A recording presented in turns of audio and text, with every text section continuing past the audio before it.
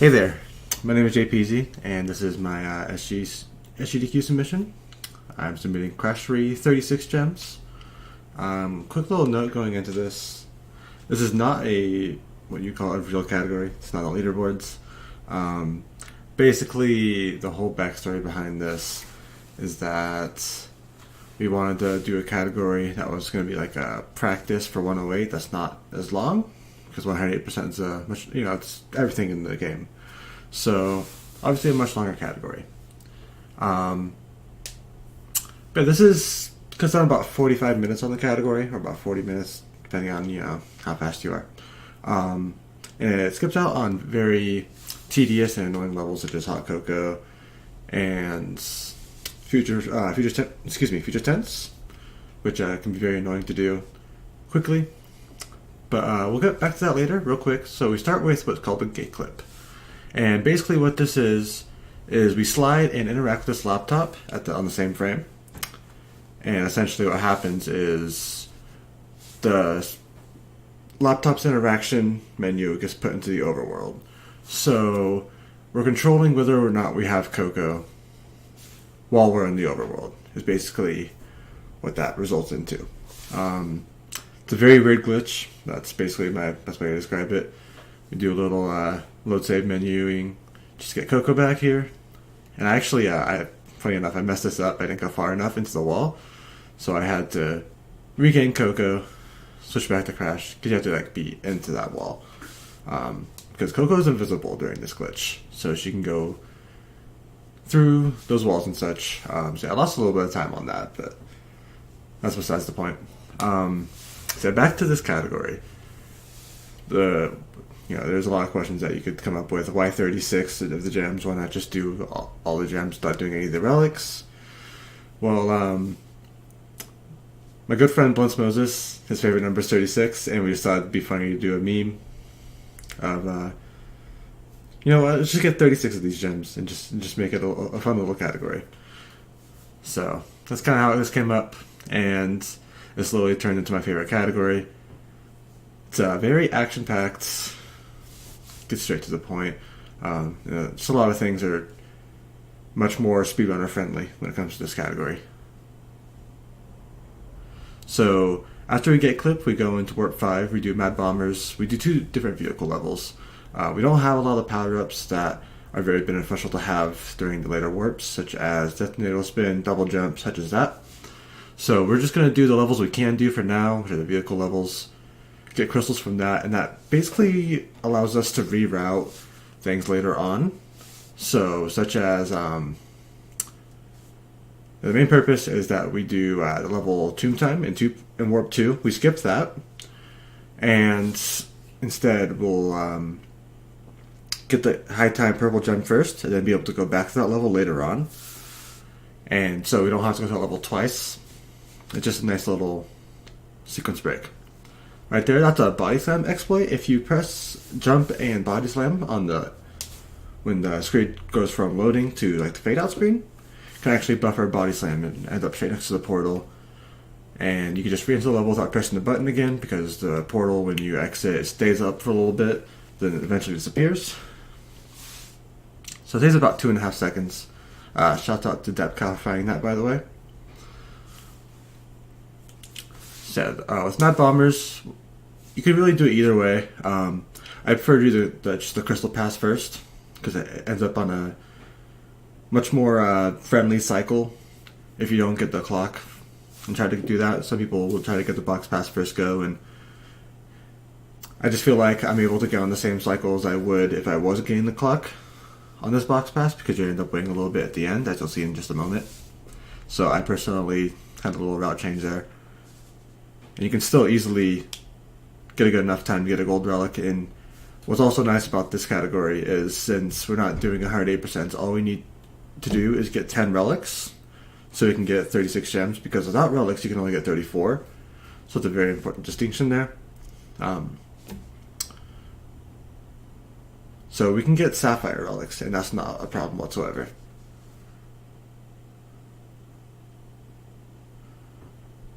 Actually, a little bit of a flub there. I didn't quite get that right turbine, whatever as we want to call it, right engine. Yeah, I still got a gold, so it's very easy to still get a gold on that level as long as you do that route.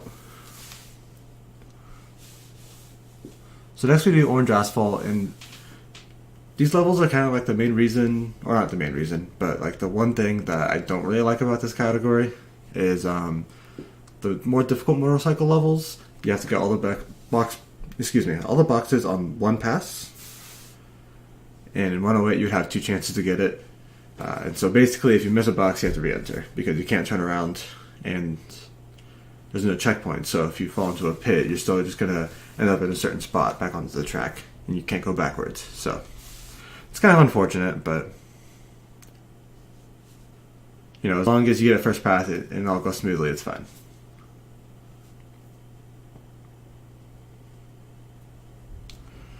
So there's not a whole lot to talk about this level, but basically we just try to stay on a certain cycle that allows us to move freely without the cars getting our way of the boxes. A couple important things coming up here. So to keep this boost going, along this part we just try to quickly get these boxes still. We go to the left of this fence and barely avoid that car. And now we drop the boost here. I went a little too far there. That wasn't a big deal. I'm still on a pretty good cycle. And any percent, if you're not getting the boxes, you actually go to the right on that earlier part, but that doesn't matter. Yeah, right here, it's pretty smooth from here on. Just go around that fence to avoid just like a slow down animation. You just kind of crash into the fence real quick. But yeah, so that kind of avoids that. It saves like, I don't know, half a second to a second. Just a nice little strat that we found a while back on PS4. And from here, it's pretty smooth sailing. I'm already in first. There's no cars in my way besides the police cars, and all the boxes are pretty simple from here on out.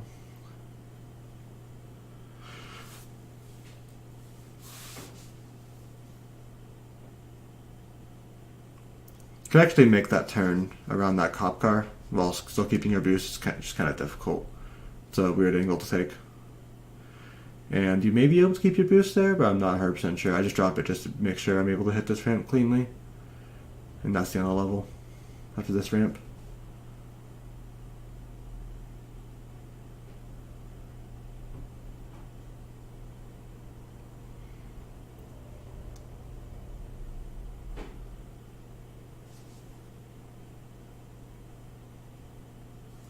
So now we'll be going back to Warp 1. We actually don't end up skipping any of the levels in Warp 1. So there's a lot of different ways you could do this. The fastest way we found is just to get the vehicle levels out of the way. It's also more run friendly, so if some stupid stuff happens on a vehicle level, you can just reset. And then sometimes you kind of get just stuck in this vehicle level vortex of where it's like, oh, they just won't cooperate with me today, but it's usually not a big deal. The only thing that's kind of unfortunate about it is sometimes you just don't get the platform, and vehicle levels aren't very fun. Platforming is a lot more fun, in my personal opinion, so either way.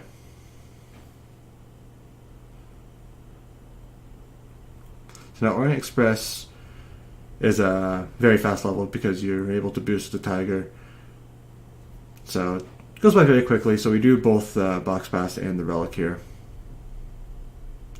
I personally prefer getting the boxes right away, and most speedrunners do. It just makes it a lot easier. Usually if I miss a box, I'll just decide to one cycle it in the time trial, but just kind of depends. It's also very friendly to newer runners of completion categories for Crash 3, because if you miss a box, you can just take a death, go back to a checkpoint, and then get those boxes again.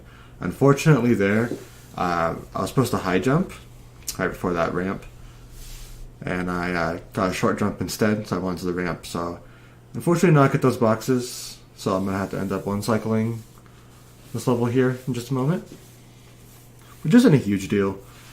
Like I said, as long as you can get that one cycle first try, it's fine. But if you miss a box, you have to restart the time trial all over again, and that's basically just rip run, so you have to reset.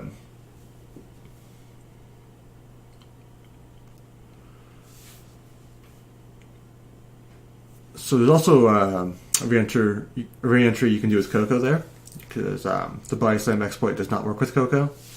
It's pretty difficult though. Basically you have to buffer a slide jump like right after you put the crystal up and into the portal. I'm pretty poor at it, honestly. It's not super difficult, it's just a weird timing. Saves a little bit of time.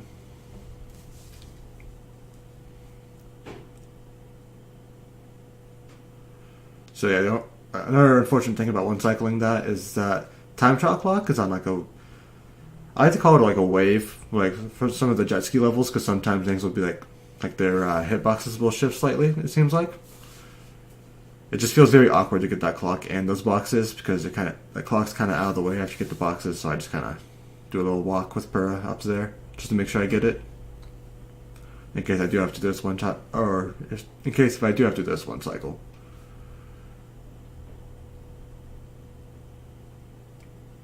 But it seems like everything's going pretty smoothly here. I got the high jump there. Then you can skip around this little barrel.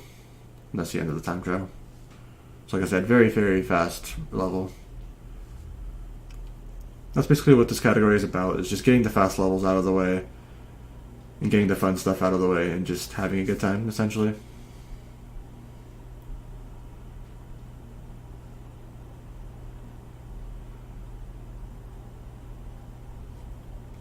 That's what I personally really enjoy about it. It's just a very speedrunner, like race friendly, just have a good time kind of category.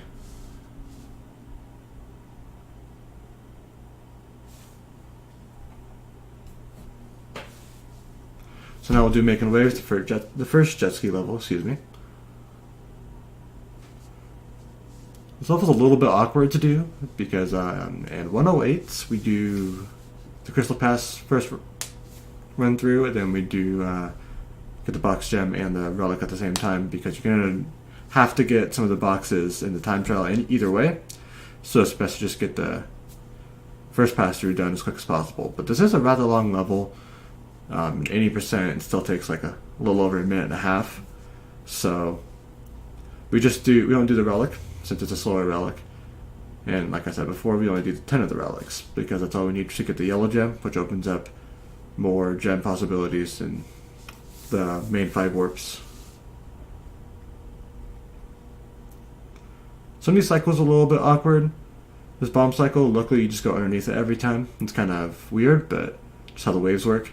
This cycle's a little awkward. I think I could have made it there, but I just chose to slow down. Don't want to lose too much time here, or be risky. Those boats are very weird. Sometimes you'll bounce off them in a random direction, or sometimes you just go straight through them. I haven't really found a way to manipulate what happens after you hit the boat, but I got lucky there. I just went straight through, so my path wasn't veered off or anything. From here it's pretty easy, except for this bomb right here. You guys kind of swerve around that. The main thing that's nice about this on 108% is you get masks in the time trial, so you can damage boost through a lot of these weird cycles. Unfortunately, you cannot do that here.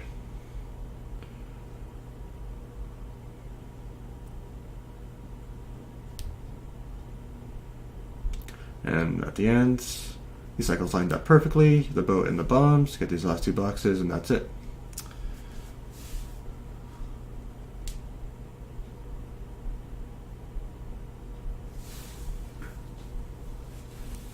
So now we move on to Under Pressure.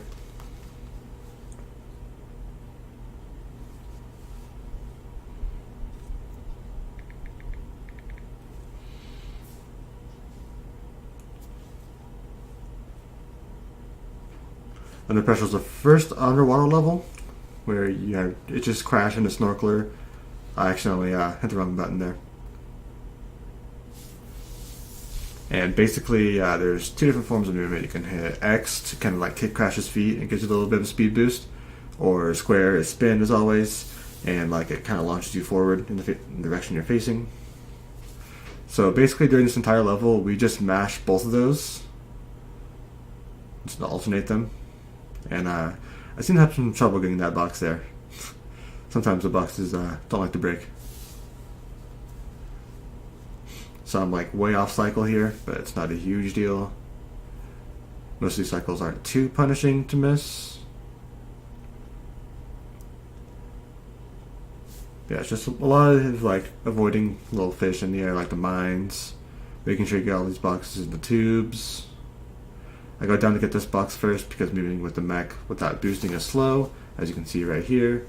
You go down and hit these boxes, and there's this coral right there that protects some of those boxes.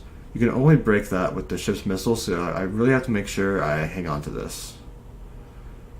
I do kind of an awkward strat here, just because you kind of have to. Kind of have to like turn back around and get some of those. But I make this electric wall cycle, so able to clear that nice and smoothly. Get those 4 boxes, go into that mine, grab the ship, go back. Game sometimes turns you around there. I don't know why.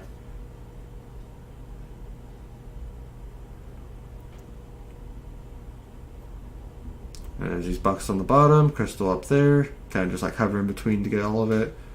And then there's a gem. So now I move on to the first boss, Tiny Tiger. And it's a little bit weird since we haven't completed all the Warp 1 levels yet. But like I said, we get Clip into Warp 5 first and get those 2 crystals, and it allows for completely open like routing, and it's very cool. It's one of my favorite things about this game. So Tiny's a very simple boss. He has like a pitchfork or like an axe. I'm not really sure how to describe it, but basically he just kind of jumps around, tries to hit you, and then in between he throws lions at you essentially, or he summons his lions to attack you.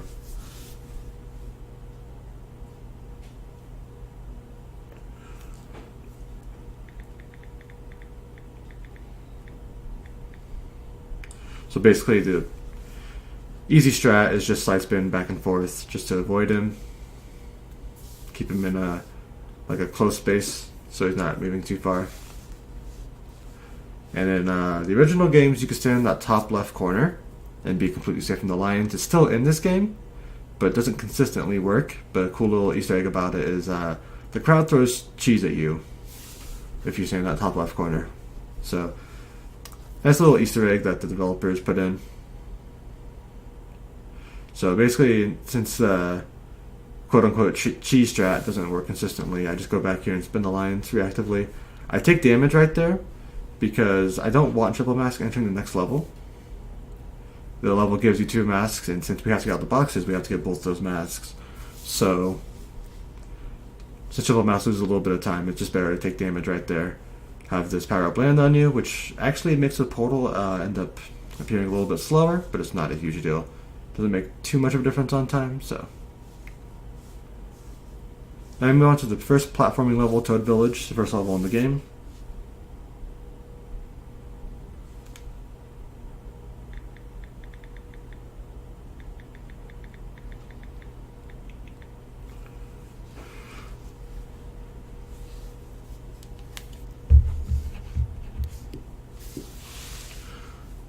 So since we haven't really been able to show this off, the basic movement in this game is just slide spinning. You're just hitting slide, spin, because slide gives you a little momentum boost, and spin kind of just carries that momentum.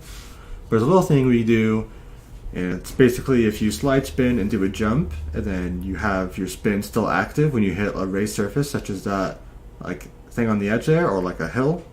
I had a little trouble getting that box. But it gives you a huge speed boost, because essentially the game converts your falling speed into your ground speed, because your spin was still active. So it gives us, as you can see, it's a huge speed boost. Saves a lot of time. It's a little difficult to pull off, and it's pretty difficult to chain because you have to consistently buffer your slides and spins to keep your momentum. So you'll see me drop it here and there, but very satisfying to pull off, very fun, and still pretty difficult. I tried to bounce off that box at the very end of that bonus, but I was a little bit off in my positioning. Not a huge deal. Overall, very simple bonus. What you'd expect from the first level. So we go back here, trigger another hop slide, or not, because I accidentally glitch hide, but that's okay. Then, yeah, I remember I had a little bit of trouble breaking those boxes. But I ended up getting my hop slide back up here. Dropped it there. I think I was just too slow on the rhythm for chaining it. But get these last 2 boxes, grab this gem. If you try to hop slide through that gem into the portal, you actually won't get the gem because the gem doesn't really load yet, even though it's on the map. Or the... what's it called?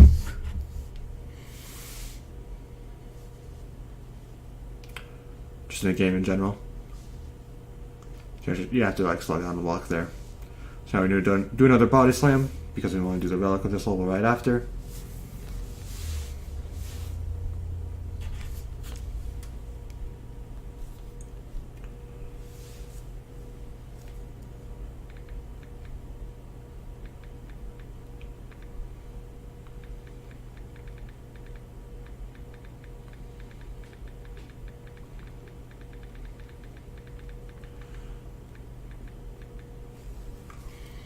Basically, we just try to get through this level as fast as possible with hop sides.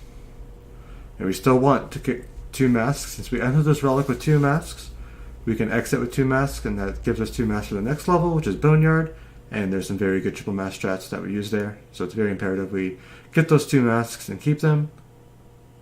As you can see, you can carry your hop slides up like sloped areas on like the sides. It makes a very fast movement, and we're at the end of the level. Before I can say much.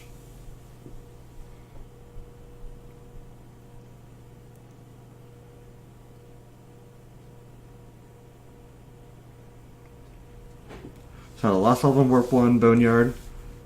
We're not going to do the relic just yet because we do the relic a lot later on, towards the end of the level, or the end of the run, excuse me. There's a secret path that we unlock later on with a gem that we get in Warp 3.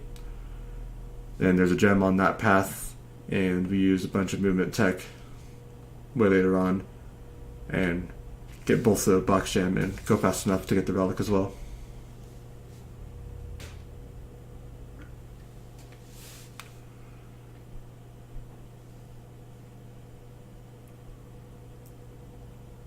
So the main focus of this level is basically this dinosaur chasing you. I can get some hop slides chained off of here. The dinosaur will pick up all these boxes I'm leading around except for the checkpoint, so I want to make sure I break those. But other than that, I'm free to just pretty much move around wherever I want. Like, it'll pick up that box even though it's one of those boxes that spins around until it turns into stone. The dinosaur still gets there fast enough to break it. And we're at the end of the first part. We got the checkpoint triple mask. Easily blow up those TNT, and then right here, we're able to start the hop side. Cut this corner really sharp since we're invincible. I actually missed that, like those stacked boxes, but you can get that in one go, but it's kind of a weird angle to hit. But now we're at the bonus. It's a pretty weird bonus. I've gotten better at it the more I've played this game. Not very good execution there, but those boxes are kind of awkward to break quickly. We can use the glitch high jump to get up onto that platform and finish the rest of the bonus. If you haven't noticed already, a lot of these lava pits in these levels don't quite extend out to the edge of the map. So I can actually keep hop sides going towards like the sides of those lava pits and be completely safe. And now we're in the second dino chase section. I tried to go for a triple stack hop slide right there, but I don't get it. It's kind of unfortunate, but I ended up picking the hop slide right here off the pterodactyl hill.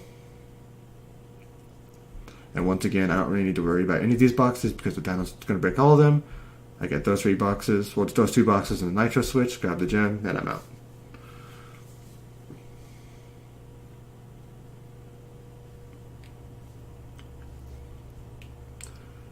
Then I move on to Warp 2. We start with G-Wiz, which is another level that benefits greatly from having triple masks. So it's a very good thing we kept 2 masks out of the Boneyard. And even on the rails of these levels, or not the levels, like on the entrances to the warps, you can trigger a hop slide. And just go straight to Warp 2, quickly as possible.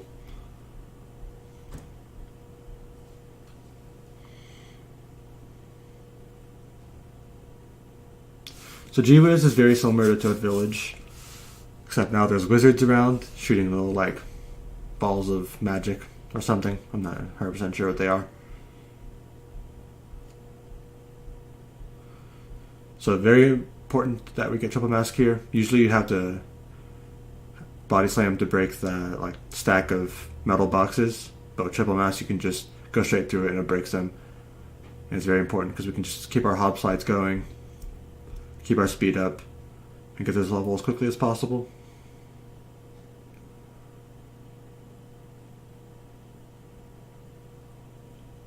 It's a cool little strat right here. You can just kind of like curve to the side. It's kind of like a hole skip, but it's a little different. I got that frog snipe into that mask so I could just start another hop slide, break that TNT in that other box, and just keep on moving on. It's a cool little strat. I got stuck on that little part right there, but if you go as far as you can to the right, you can just ride up that little slope. This is actually a pretty difficult bonus to do fast. I think I actually messed up a couple times in this run, but main goal is just get all these stack boxes as quickly as possible. And you want to break both of these, or both boxes in line at a time. I don't do a very good job of that, and then I take a bad angle and die there. Really sucks because you also watch triple mouse for the next level, which I won't be able to get. But it's not a huge deal. It only saves about like 10, maybe 15 seconds, so it's not like the biggest time loss, but so unfortunate. I just have to dance for the camera real quick.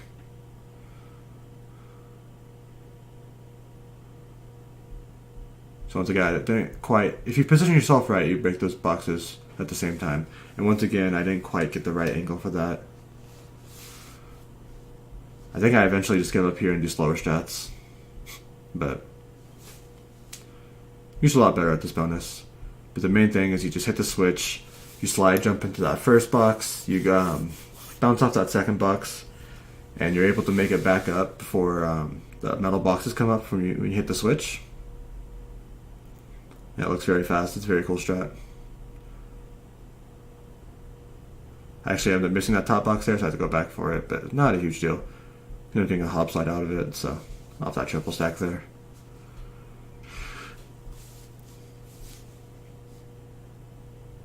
The rest of this level is pretty simple. We're just going to go up to this raised platform here on the left, get another hop slide, carry it up this hill.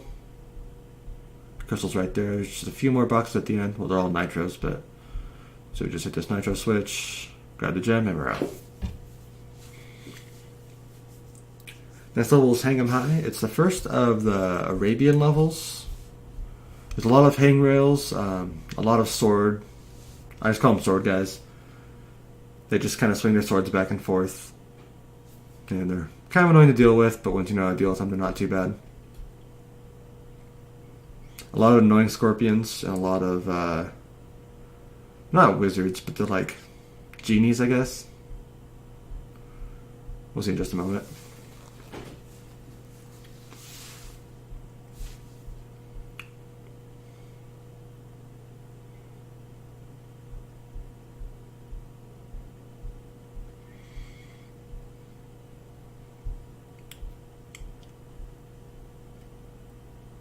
So we start off here, we do a glitch high jump onto these trampolines. Could do that a little bit faster, but it was pretty solid. Go off that trampoline, get those boxes. This is where we get triple mask normally, if we enter with 2 masks like we're supposed to. Unfortunately, I died in the bonus, so I didn't get to carry those. So it's going to be a little bit slower than it normally is, but like I said, not a huge deal.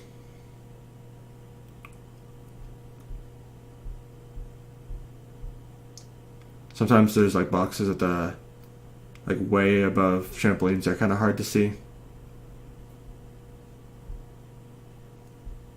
Casual player might miss those, but as you play this game enough, you know where every box is.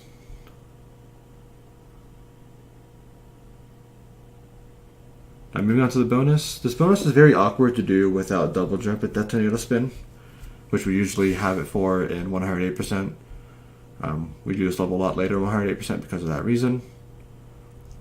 But since the whole relic situation is a lot different in this game, we just do it now. Yeah, you have to do like a glitch high jump and body slam to get that top box up there, unless you want to like hit the TNT and wait for it to hit the switch and get up there, but that's just really slow, so it's just much more worth it to do a body slam. You glitch high back up onto the hangrail. Go to the end of the level. Those are like, I call them pot monkeys. Nice little sub alert.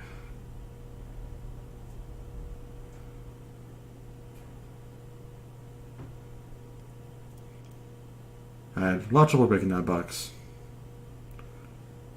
Shoot those both of those switches.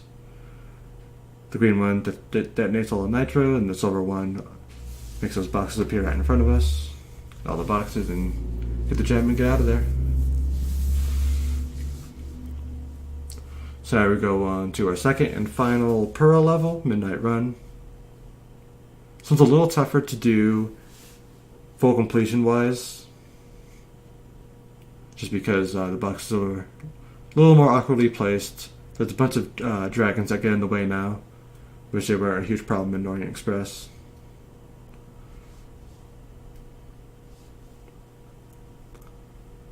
But it's not too bad once you get used to it, but definitely the worst out of the two as far as full completion goes.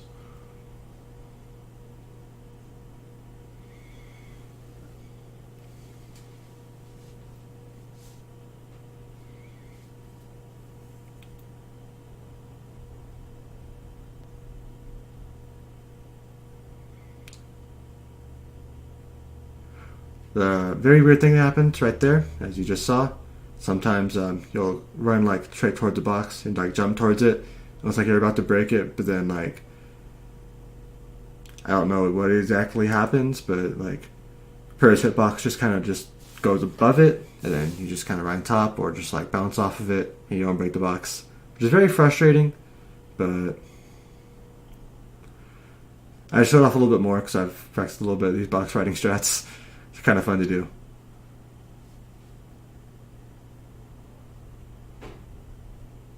So just like Orient Express, I'm going to have to end up getting all the boxes in the time trial rather than the first pass, which I believe I do successfully both times, but yeah.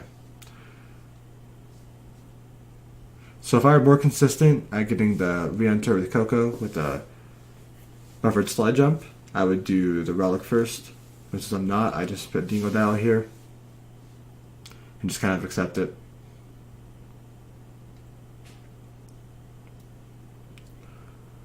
Dingo Dial is a very interesting boss in this game for a couple different reasons. We can just do what's called a glitch high jump. I think I've said this before, but I don't think I've quite gotten in depth as far as what it is. But basically, if you hit slide and hold both spin and jump, you'll jump higher than you normally can with a slide jump. And with that, you can just jump over all these crystals. This is also in the original games, but it was a glitch, so it's much harder to pull off. The developers just included it in this game because they thought it was flashback to the originals. But normally he like shoots a bunch of fireballs here, and then like tries to like shoot you with a flamethrower, and it opens up passes the crystals, and you spin him, which is actually pretty difficult to do casually, especially for the second boss. But it's very simple here, since we just try to jump over all the crystals and avoid all of his hitboxes. So now I'll go back to Midnight Run for the relic. I have to get all the boxes this time.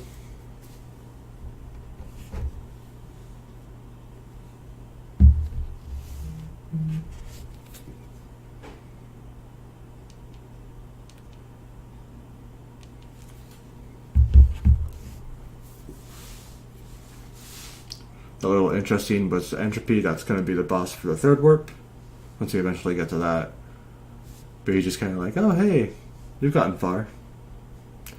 Well, now I'm ready to try and stop you.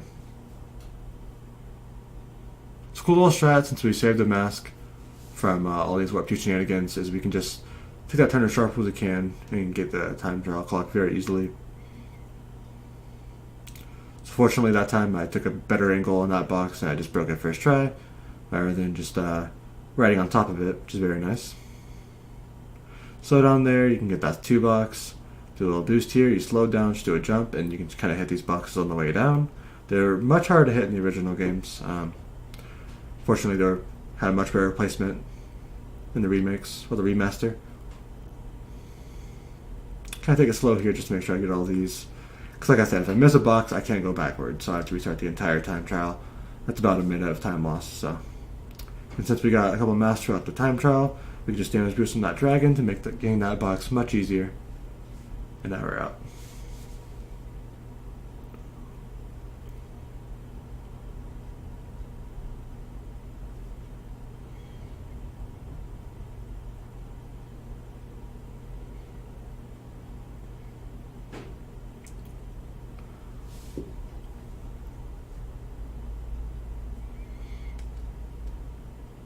So I move on to Hog Ride, the second motorcycle level. Usually it would be the first one, but since we get Clip in Warp 5 and do Orange Asphalt, it makes it the second one.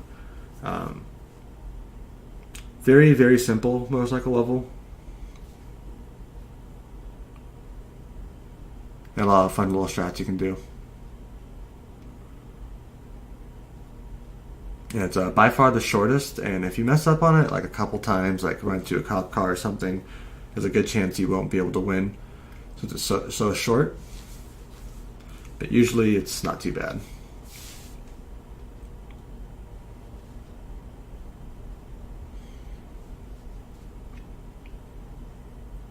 So basically there's just a couple strats we do to try and avoid that from happening. Okay, yeah, I actually try to get these boxes just out of habit at first, and I realized, oh wait, there's just a crystal pass. So just like making waves we do with not making waves. Excuse me, Orange Asphalt, or Orange Asphalt, Mad Bombers, that's the one. We get the box gem and the relic on the same go through. Since, we have to pick up a bunch of boxes anyways, we might as well just get all the boxes done. And we can do little fast strats, avoid all these cop cars, but barely stay on the road, keep our boost. Very, very fast.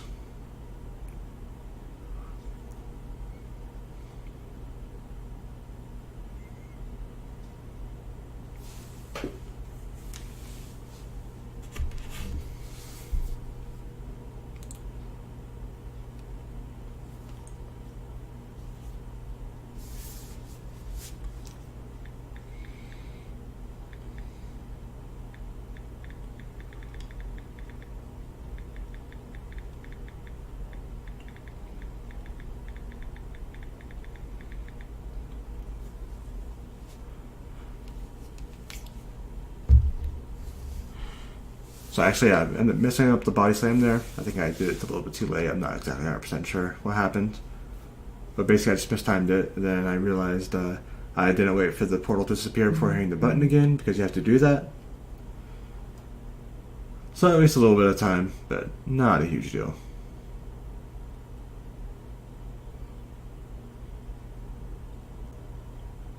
So we do pretty much similar strats to the Crystal Pass, except we can't quite carry the boost long enough because we have to go off a ramp to get a box, and that will obviously cancel out your boost.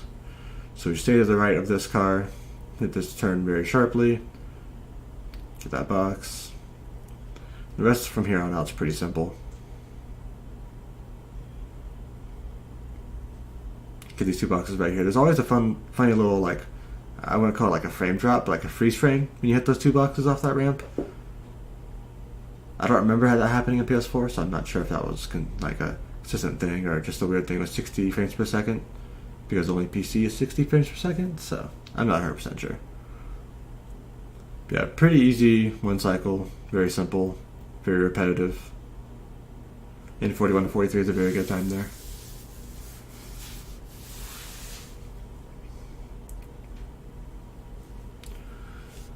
So after this, we're moving on to the final motorcycle level, Road Crash. Definitely my least favorite motorcycle level. There's a lot of really tight turns, some awkward cycles that you can easily get put on, just with a couple of mistakes that just make this level very, very infuriating at times. Thankfully I've gotten a lot more consistent at it, but still gives me trouble from time to time.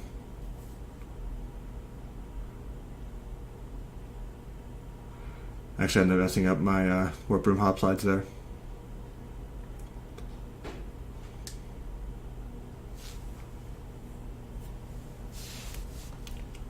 So the main thing we try to avoid here is just going into gravel and slowing down a lot. That puts you way off cycle.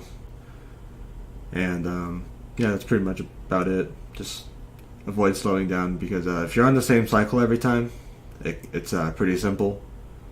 But like I said, just any little thing can just put you way off cycle. So I do a little bit of a difficult strat here. I turn to the left of this car, bounce off him, and then go off this ramp, get that box. And that's like the main difficult part about this for me, the strats that I do. Because once I get that, as long as I get that, cycles from here on out are pretty smooth. As long as I don't make any out of usual mistakes.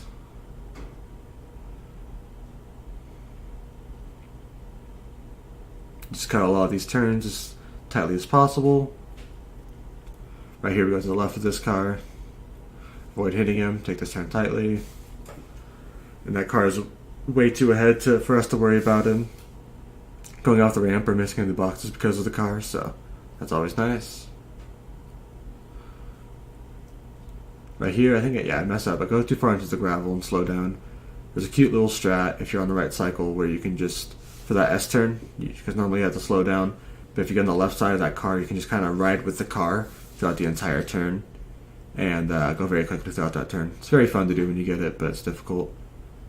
Right here we skip this ramp because it sets up awkwardly for this box, and then turn right after it. It's much easier to do that. And then we turn right here, change that first boost into this one, go around these holes, get this last box, make a nice turn here, and it's the end of the level.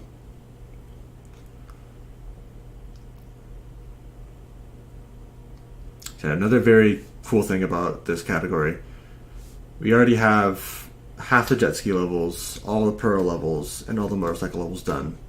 And, in game time, you could be at 30 minutes here pretty easily, like 31 minutes. And we're already done with all that. So it's just more platforming, heavy. And right now we're about to do the second underwater level and final underwater level, Deep Trouble, which is probably one of the most stressful levels in this category for me. And it's mainly just the very last part. Everything up to that's not too bad.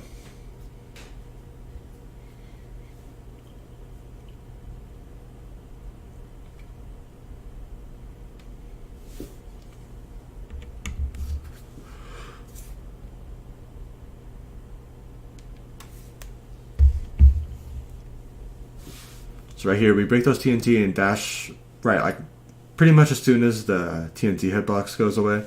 So we get to keep our ship and also go fast. Make the cycle up here ahead. Avoid this mine. Avoid that eel. I start with the bit left of those boxes because it lines up well to not get hit by that shark. It keeps you on a good cycle to where you don't have to slow down or risk losing a mask. So I like to save this mask till the very end of this level. There's a little secret route, which is we're about to come up on to the right here. You see that little blank space, like that blank outline space? There's supposed to be a TNT there, but we have to activate that TNT. Barely make that vent cycle, get that checkpoint, and go to the ship part. Turn around, get that box real quick, just in case we don't have the ship for later.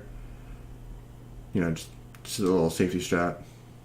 Pull up these nitro here.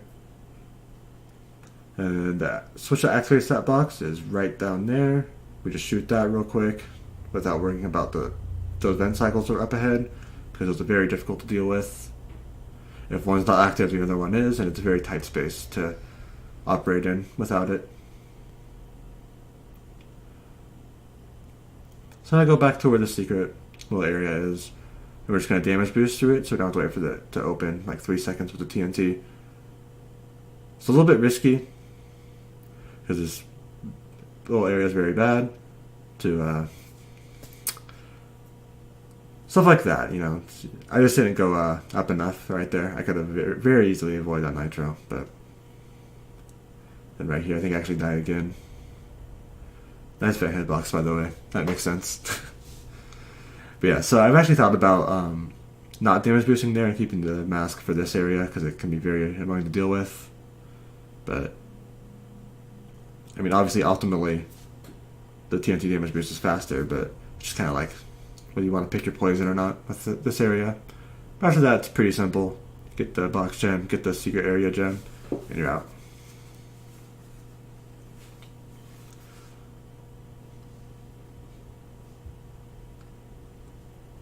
So now we go to our last medieval level. Just like G was in Toad Village, this is double header. Now the level is raining, and we have giant things, like monster-looking things, that have two heads and are swinging turkey legs around. So I'm not sure, whose nightmare this came from, but it's a fun little level. A lot of hop slides. The bonus shots are very awkward, but it's pretty fun when done fast.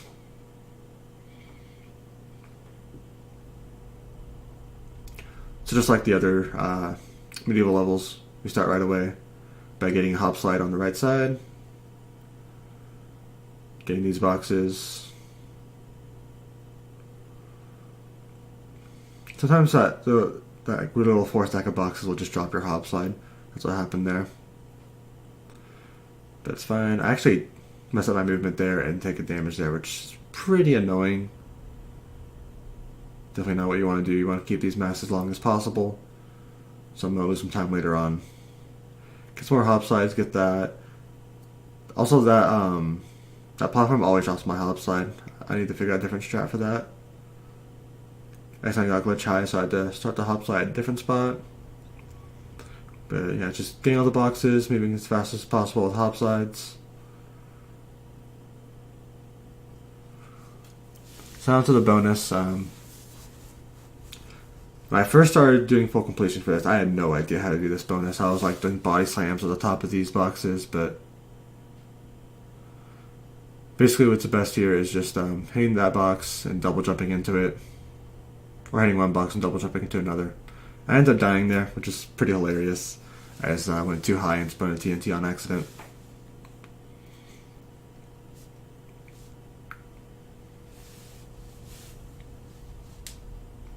It doesn't really lose anything besides time. It's just kind of annoying.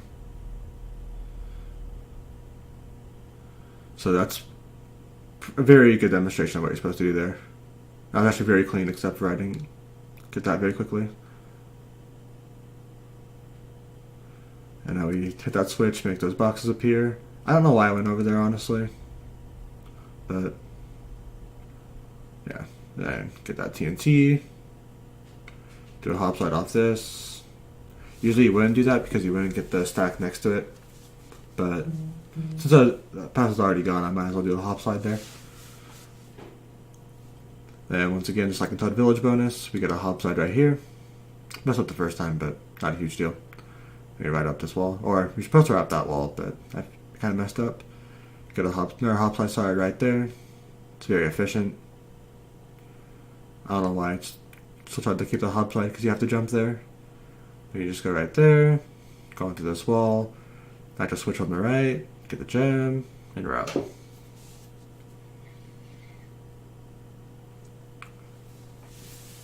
Now we're on to high time. Pretty difficult level. It's pretty similar to Hang 'em High, except there's more like climbing parts in it, and a lot more annoying cycles. There's also like no triple mass strats to make it faster, so it's kind of unfortunate.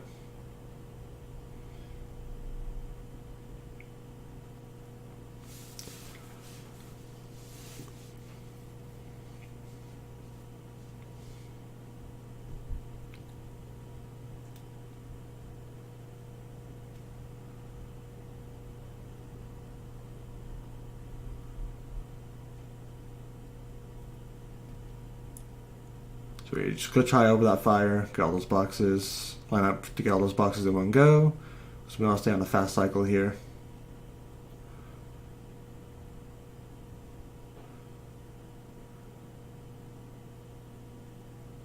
Almost got hit there. So yeah, the single section is pretty annoying. A lot of these scorpions have weird hitboxes. They're kind of hard to hit sometimes. The genies are annoying. But it's not too bad once you get used to it. Go up to the bonus. I'm not really sure if I like this bonus or not. It's weird, but it's kind of cool at the same time. So we just go over here. I messed up my movement there, but break all these boxes. It's supposed to be a lot cleaner than that. We're supposed to like slide spin through all this, but I messed up my movement, so did a very good job cleaning out those boxes, and that's it. It's a short bonus for sure, but it's just a little awkward. So I'm going to this carpet, wait for the crystal. If I want a better cycle, the crystal would just be like, or the carpets would be like right next to the crystal. We could just hit that cycle very nicely, but unfortunately I didn't get that. But only waiting a second there is not that bad. So if you spin and like go away, your spin hitbox is lower. So that's why I didn't spin the TNT there. I only spun the bottom row. And that's it. Allows you to blow up those TNT. We go over here. Get all that. Get these boxes, and oof, that's a rough death. I just tried to barely make that cycle, but just a tad late. And then, pretty silly death there. The thing that really sucks about that death is I will now not be able to do a cool strat on the next boss. That requires a mass to do. And of course I body slammed there because I wasn't ready to bounce off that pot monkey.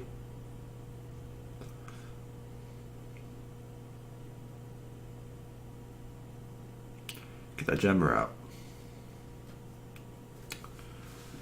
Yeah. Like I said, not having a mask here loses about 17 seconds. But even without a mask, it's a very cool boss to do.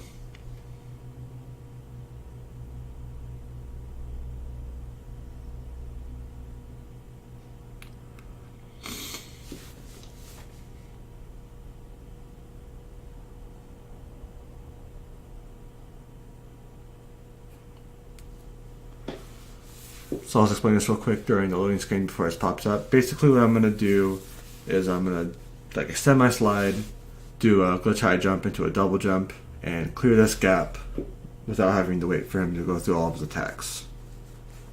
I'm not sure how much doing this saves over like casual strats, but it saves a good amount. And it's pretty easy to do, honestly. So right here, I just wait at the very end there. You can go to the very back, right there.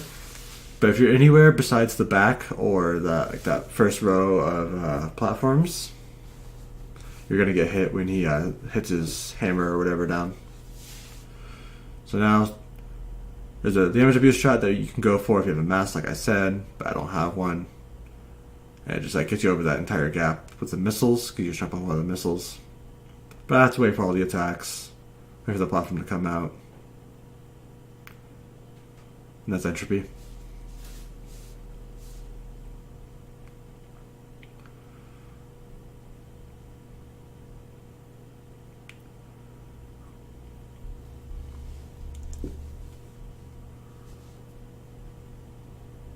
So now I move on to the high time 1 cycle.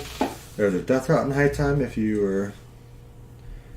It's like after the bonus during the first pass through. Well, obviously both passes through, but that's where it's located. And we can just go through the death route and get the special gem for that. And a good enough relic, even at 108% at the same time. But it's very nice in this category since you only need a sapphire. A gold requires very good cycles throughout the entire thing, so it's a little rough to do. Once you're used to it, it's not that bad. So basically, we just want to stay on a good carpet cycle for the bonus platform. Not the bonus platform, the death route. We want to make sure we get all these time crates. At least in 108%. I mean, obviously here doesn't matter too much because we only need sapphire, but it's still the same strat that I do, so that's how I think of it. That was kind of weird. Then we can just use a 3D space here to glitch high and DTS through that entire part. DTS is a death tornado spin, by the way. if you haven't gathered what it does, you can just basically mash spin, just kind of just levitate in the air, and just skip over big gaps. So that's why we do this after the entropy boss, instead of like body slamming and going back into the time trial. Makes this one cycle a little bit faster. So since I kind of messed up my movement towards the beginning, it's going to be on little awkward cycles. Like usually that's towards the right side, and there's fire here, but yeah. And since we don't carry masks through the relics by themselves, unless you already have masks when you enter the relic, you don't need these masks, so you can just damage boost however you like in this, but doesn't really matter here. It's a little slow. You want around like a minute flat. A minute 4 is for gold, but luckily all I need is a sapphire. So after that we're on to warp 4. We start with Bye Bye Blimps. It's the second plane level.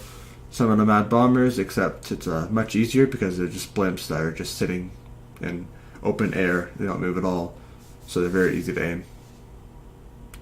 Or very easy to hit anyways.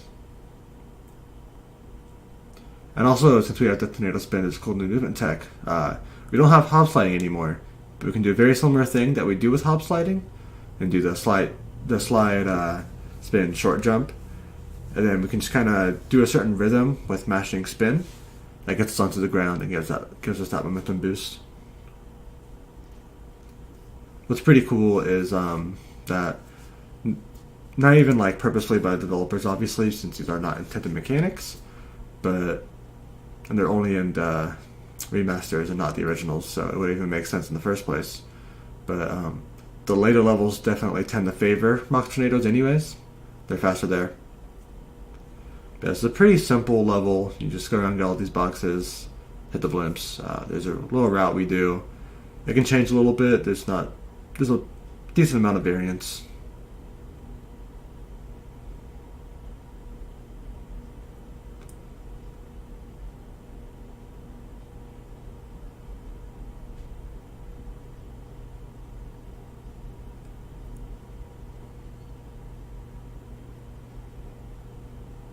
Then we just go around here. We have to get to this last box before we hit this blimp. And that's the end of the level.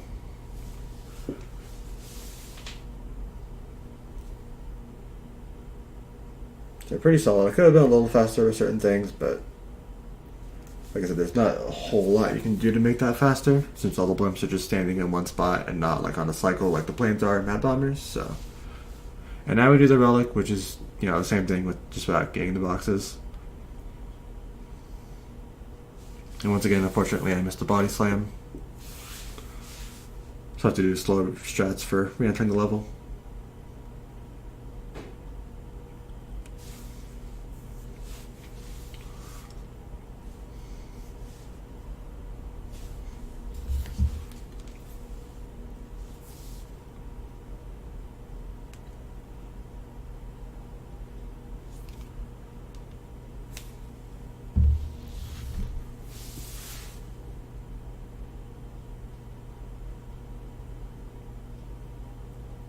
So yeah, not really sure what I should talk about here, but basically all I'll have to say is just 36 gems is a super fun category. Hot Cocoa is super annoying to do at 108%. There's a lot of things that can just mess you up, and you have to get all the boxes, which takes about, I want to say, 2.5 minutes to do. And if you die towards the end, it loses all that time. We don't have to do any of Warp 6 besides the Yellow Gem route. And we only have to do relics that are fun. So even though it's kind of just a giant meme, just based on my friend's favorite number, it's I don't know exactly how I'm trying to say this, but it's just a very fun take on what you can do in games. You don't, not everybody has to do the same runs, same categories. Just kind of proof that sometimes making up your own category is a lot more fun. But now we're done with the Bye Blimps relic, we go on to Sphinxinator. Personally, one of my favorite levels. A lot of fun mock tornado strats you can do here. Right here, I get these boxes, immediately start a mock, and carry them on all the way out here.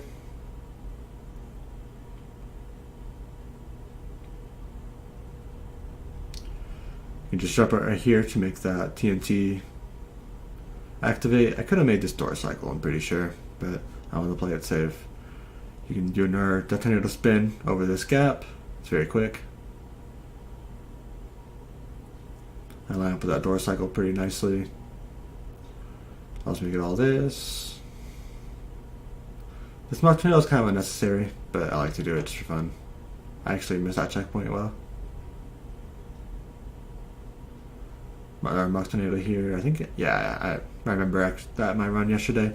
I just went straight to those TNTs, went way too close. So, I mean, decent amount of time lost there, but not the worst. Yeah. That was much cleaner strat that time. Was able to stay far away.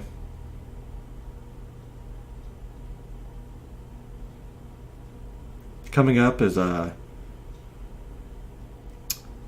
very fun jump to do. Yeah, just hug these turns in like the 3D space that you're in. And just do a glitch high double jump, DTS, over those gaps. I struggled with it like when I first started running this category, and every once in a while I still die to that jump, but very fun jump to do. Pretty easy once you learn like the rhythm of the tornado spin. You can go pretty far. It's also a very fun bonus. Much as TNT, which cool little shots you can do. Expanding this box, bouncing on this TNT, and sliding onto the platform. Now we're out.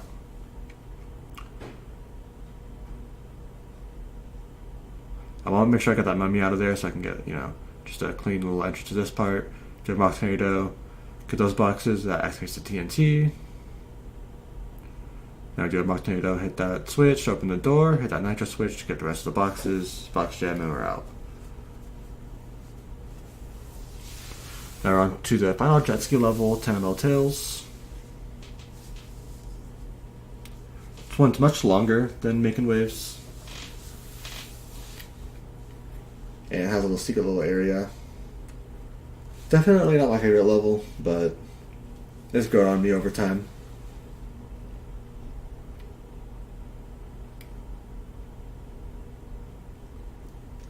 I'm not sure if I mentioned this earlier during Making Waves, but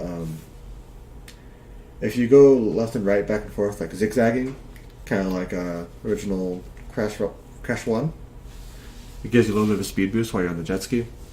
So you're going to see me do that a lot in these jet ski levels, just to kind of save a little bit of time. It's just weird, like the initial turning animation is just slightly faster.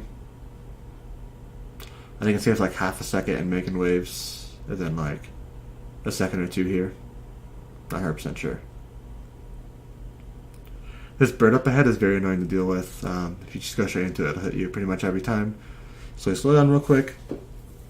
We want to carry these masks throughout the rest of this warp. The next level, Future Frenzy, has some nice triple mask form strats. As does the level after that, Tomb Waiter. This is kind of an awkward part in the level. This little island that we're coming up on ahead has 2 hidden boxes in it, and I actually forgot about it right here. I do this pretty often, because I want to go to the left there and skip this island, but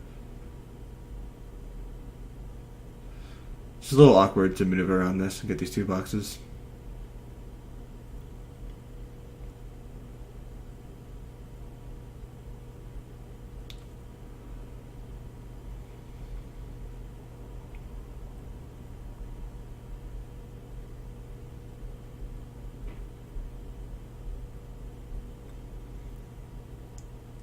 So upcoming, if you see it on the very far right of the screen right here, it's that secret area. So what we do to manage all these boxes efficiently, or what I do anyways, I get these 2 first boxes, I get this box under the bird, then we go over to the secret area. There is one box that we kind of skipped. We're going to come back for that. What some people do is they'll turn around after that box after that's under the bird. Turning around in the jet ski is very slow, so I find it much smoother just to do this, go to this area, and then come back for this box. because you have to go on this backward ramp to get this box. It just feels a lot smoother. I think it doesn't really save much time at all, but I just much prefer doing that over just doing the slow turnaround. And it looks like these bomb cycles going to line up nicely for me to just easily get these boxes. Avoid that boat. Up here, this crystal is pretty infamous. Sometimes you can just phase right through the crystal. It seems a little bit better on PC, honestly, than it was on PS4. That's kind of a sketchy cycle there.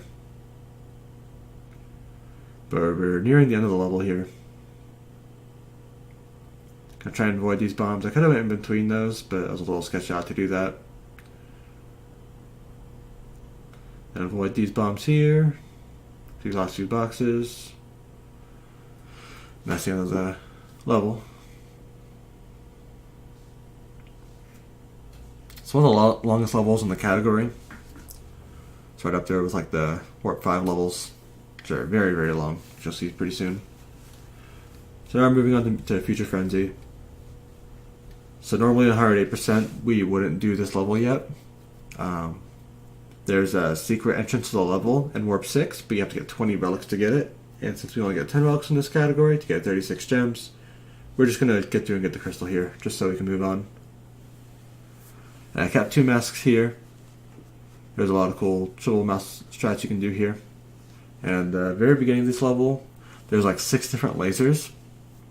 And there's this nice little strat we can do with mock tornadoes to like hit all these cycles like perfectly and go very quickly. So we'll see if I get it. I just took that turn a little tighter. Yeah, I messed up right there. So I'm not going to get triple mass form in this level, unfortunately. Still not a bad intro, but it's unfortunate that I lost my mask there. So fun fact, if you jump and then, yeah, you can just do that right there. You can just spin twice. So you just basically jump. As soon as you land, you just do like 2 spin inputs. Personally, I just kind of spam spin. And yeah, it's just a lot faster to go through that rather than like jumping above it or crawling.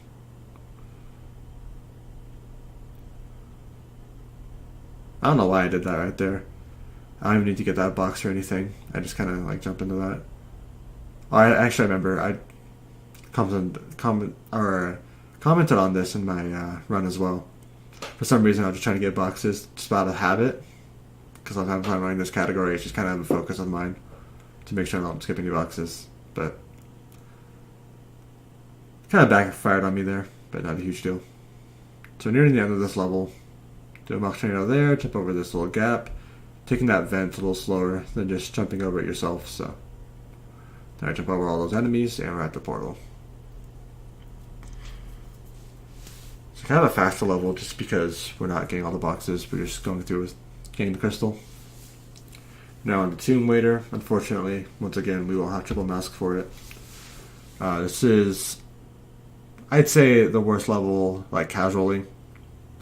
If you don't know, there's a lot of very annoying water cycles. The water just rises up and down, and the water will drown you even if you don't have, even if you have masks, and even if you're in mask form. If the water's up when you get mask form, you will just drown in the water. The main reason we want mask form is because mask form will keep the water down, and we can just do a bunch of rock tornadoes through all the stuff, and it's very fast.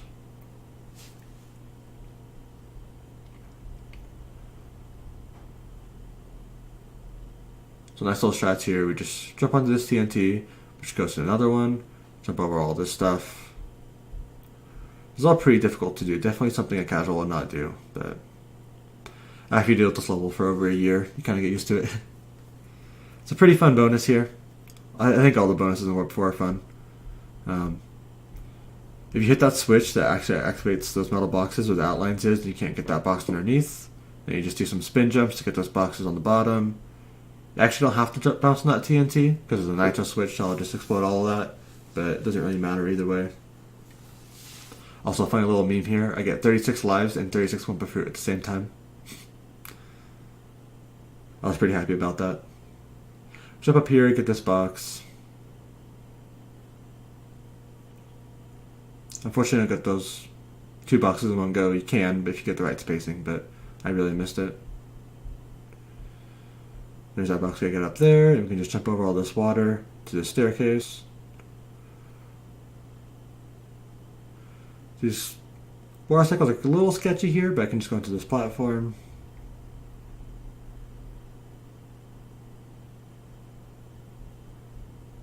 There's another platform right here. I actually messed up right here. I was supposed to bounce off of that, but I damage boosted. I didn't get the same momentum off of that. And I died because of it, which is very unfortunate. But even dying there is not going to persuade me from not going for some risky strats. Excuse me. I'm actually very surprised that drowned me.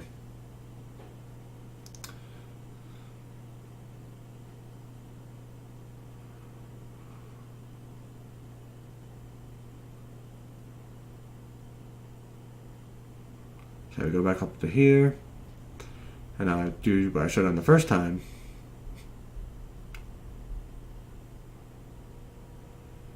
And okay, I go for another risky strat right there. You can go straight from that shield guy to hit that box, but I barely missed it.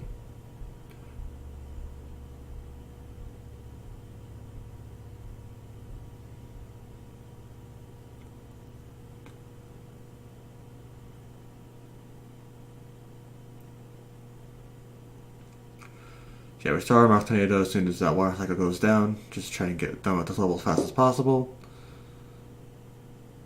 Some more Death Tornado spins over this water, get to the next platform. Natural switch, gem, and we're out.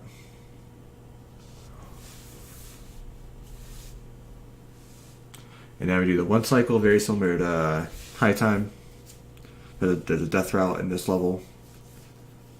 And unlike High Time, the gold relic requirement for this is a lot more lenient. So even 108%, it's not a very risky strat to go for. The only time you'll lose time on this level is just because of dying, because even this is still pretty hard for me. Just kind of difficult strats in general. And obviously we just don't want to go slow, because that just loses time anyways, so...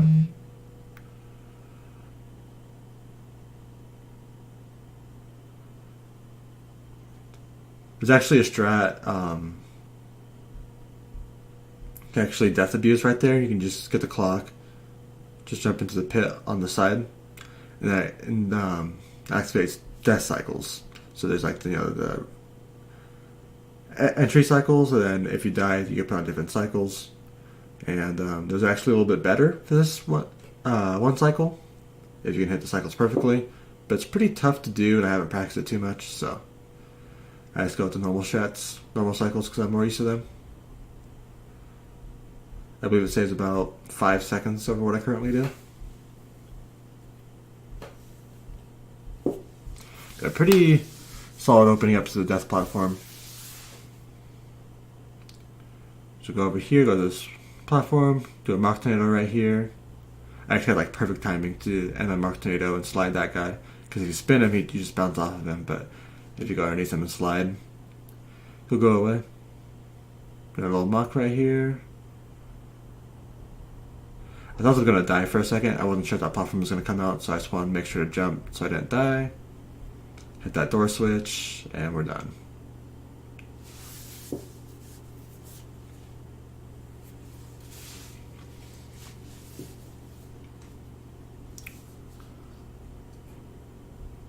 So now I move on to the 4th boss, Engine. This is the only boss that can only be done with Coco. All the others can only be done with Crash. And you're in... It's kind of like the plane from Bio Blimps and Mad Bombers, but it's a little different. It's a little ship for Coco. And it's basically just like a gun war fest. You're just kind of shooting at him, he's shooting at you.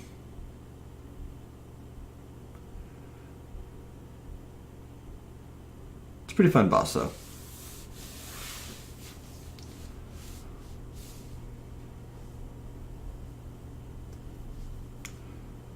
So I actually messed up right here. You're supposed to start with the center, but I haven't done this boss in a while because we don't do it in the 80% run. So I kind of forgot what to do. There you go for the center first. And these shoulders on top are RNG as far as when they come out and how long they're out. But obviously you can only hit them when the flaps are open. But these arms on the sides are very consistent, like the machine guns, on when they come out. So since the left arm comes out first, we should get the left shoulder with the left arm. And since I was so slow here, he kind of like jerks to the side and makes you lose a bunch of time. So I probably lost about like 10 seconds on that first phase actually. Just because of that cycle and poor aiming. So you start with the second phase by going to the left, getting that, hitting the middle, and then once again these shoulders up here are RNG as far as when they come out. So you try to kind of react and go wherever they're open. Then this right side opens up again, back to the shoulders.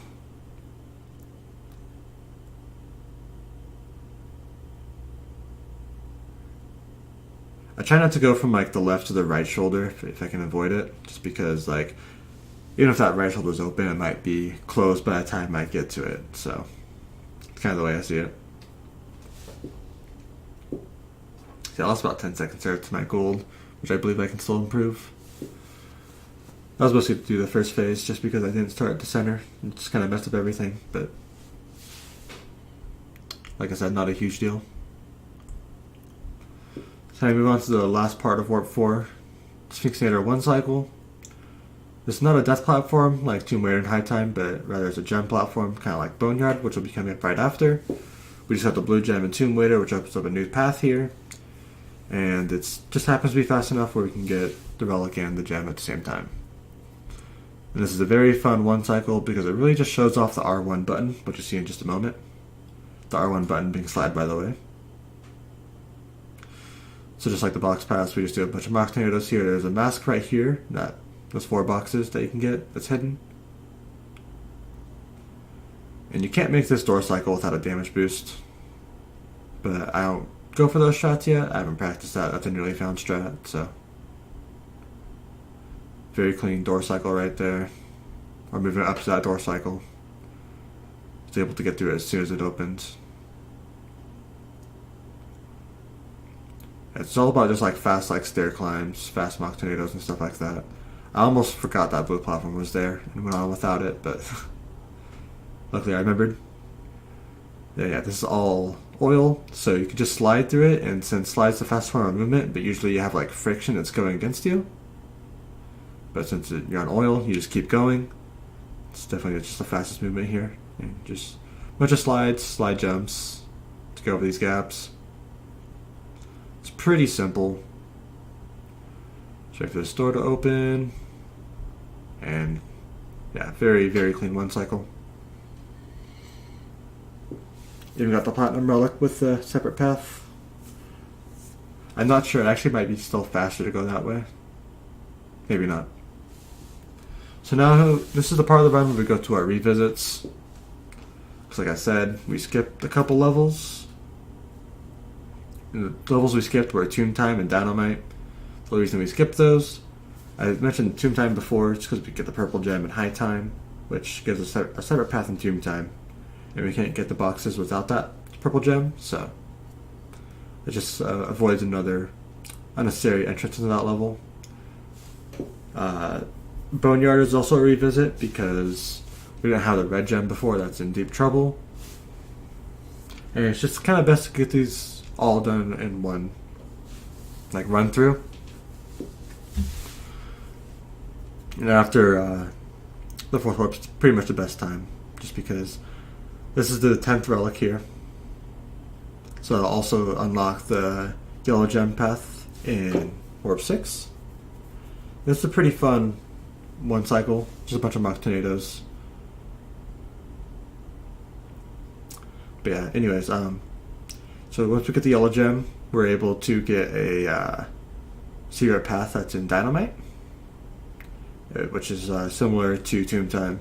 Has a lot of boxes and stuff, so we can't get the box gem without that, so it's best to just do it later on. So we skip that during the main part. Unfortunately, this mass form runs out for the secret area, but the main focus of this little secret area is to either stay in the left or the center.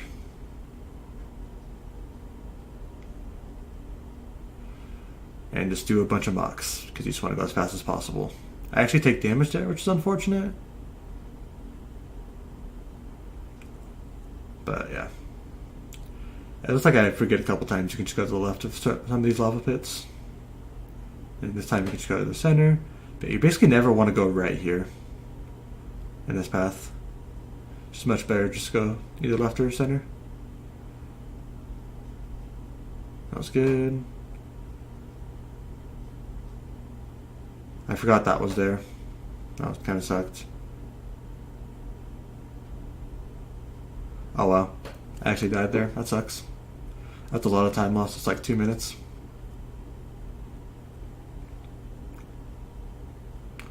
I forgot there's like the 3 guys is right there. You're supposed to go through the middle, but and not much to say since we've already seen all this. As I go through it again.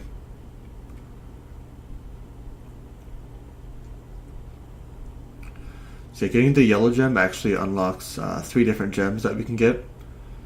Because there's the 2 in Dynamite, there's a secret path gem and the box gem. And there's also a secret exit in Dynamite that leads to Agapis Rex. Which also gives another gem, so. But I'll just let the rest of this play out.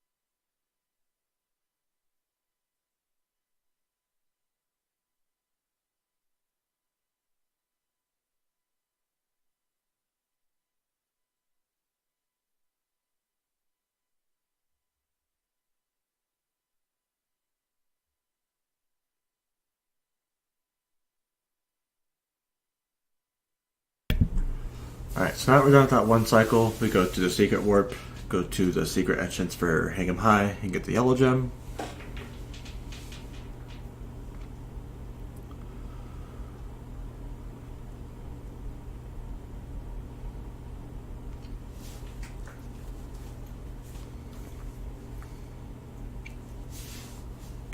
And the cool thing about doing this is since we exit the same portal as we would normally through Hang 'em High, it gets back to warp 2 since we're doing Tomb Time next after this.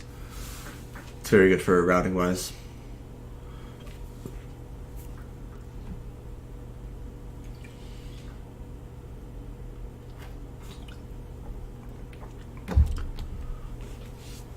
So this route's actually pretty dangerous. There's a lot of little things that mess you up. That first sword cycle is kind of hard to get by, but if you have DTS, which we do in this category, it's very simple. 108%, we do not have DTS at this point. We only have double jumps, so it's a lot more difficult to deal with. But we're just basically just jumping over these nitros now.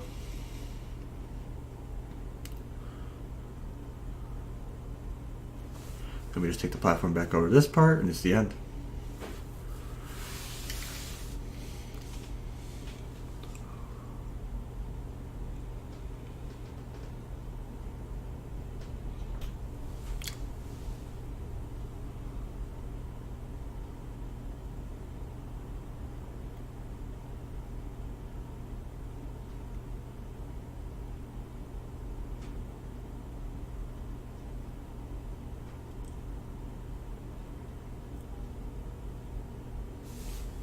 So I move on to Tomb Time. Similar level to Sphinxinator and Tomb Waiter and those levels. It's pretty fun.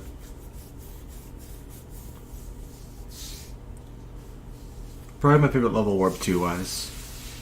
It's kind of weird though because it's basically an an extension of warp 4 since we do it like right after.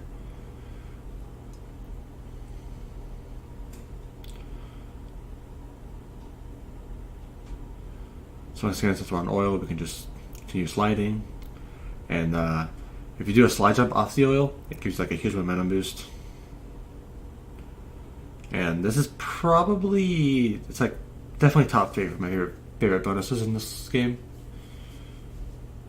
So there's one TNT and the 2 TNT right after. We get both of those. We do a slide spin jump to get those 3 boxes.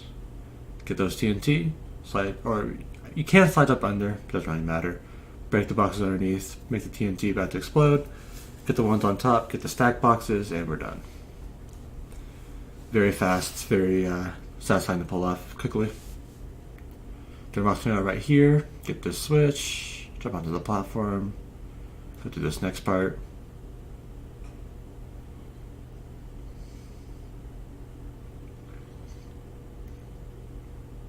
Had a pretty close call with those arrows right there. I was a little faster, I could have made that door cycle, but it's a little sloppy movement wise. So right here, we go up here. We're going to get these 3 boxes up here, which I apparently cannot break.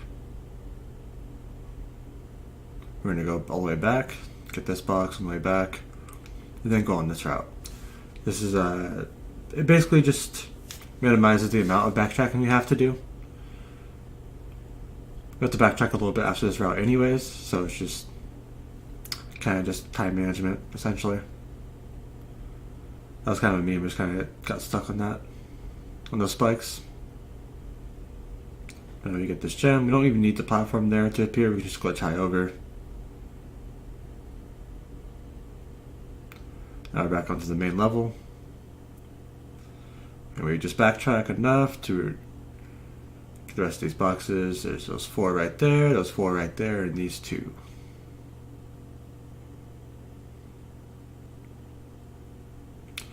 And these boxes up here can be awkward to get, but I hit a good cycle to where I got those limestones to appear. And I just was pretty easily was able to jump onto those and move on.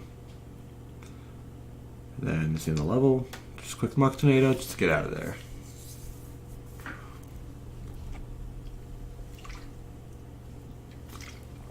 So now I move on to Dynamite, which is a very similar level to Boneyard. Dinosaurs are going to be chasing you. There's only one dinosaur chase part. There's a lot more to the level. Has probably one of the most annoying enemies in Crash Bandicoot history. It's kind of like imposter fish. They kind of look like Crash, but they're like fish and they just kind of spin around. Their hitboxes are very annoying to deal with. Cycles are very annoying. So it's very important that we keep 2 masks here, so we just have invincibility, so we just easily go through all of it.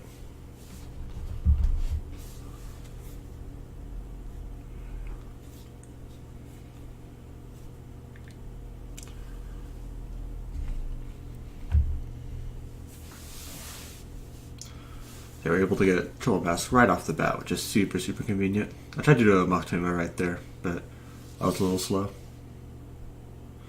And you can see the ridiculous size of Mask Form's hitbox by the fact that that jump up there hit that box on the top of that like metal pillar.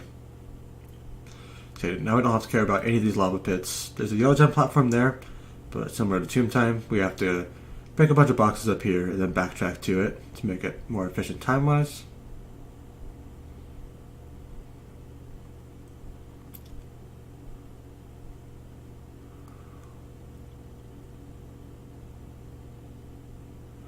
So we go a little bit farther than this lava pit. There's 2 boxes up here. We just break those 2. Then we go all the way back to the yellow gem platform. Then after the yellow gem platform, it's just going to lead us like to right past where that is. So that's how we go up to that point. It's pretty fun in this part to like backwards Mach Tornadoes, as long as I can know where all the hitboxes are and stuff, what you need to avoid.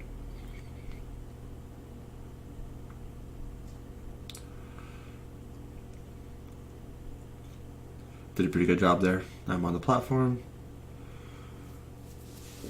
It's a very interesting gem route. A lot of weird little strats you can do here.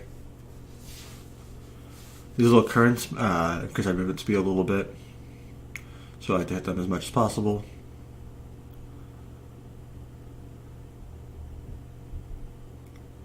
And these are the imposter fish that I was talking about.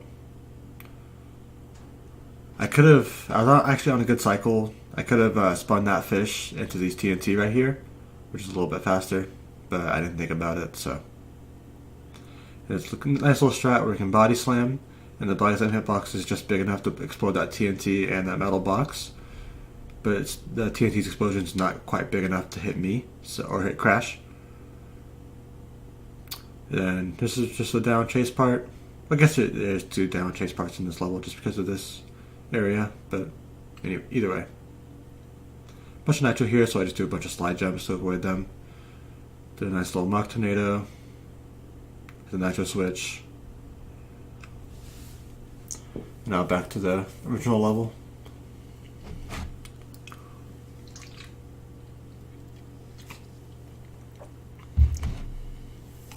Get those boxes pretty cleanly. Jump up and get that box. That was very good.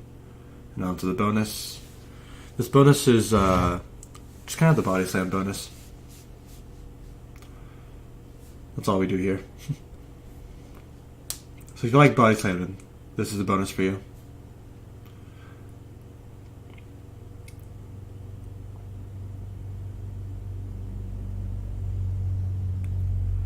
Go try up here, get that box, and then body slam down. Not much you can do with that bonus, just like save time. I lost a little bit of time because I had to jump onto like that 8 stack of boxes because I missed the first jump onto it, but yeah. So now we can just do a bunch of Mach Tornadoes because like I said before, the dinosaur will hit all of these boxes, so we don't have to worry about them. I actually get damage right there, but it doesn't really matter. And then I do an accidental body slam there. That tried to slide, I guess I jumped right before it or something. Kinda sucks, but whatever. So we're out of that. And now we're going to re-enter and go to Agapis Rex, which I mentioned earlier is a secret exit in the level Dynamite.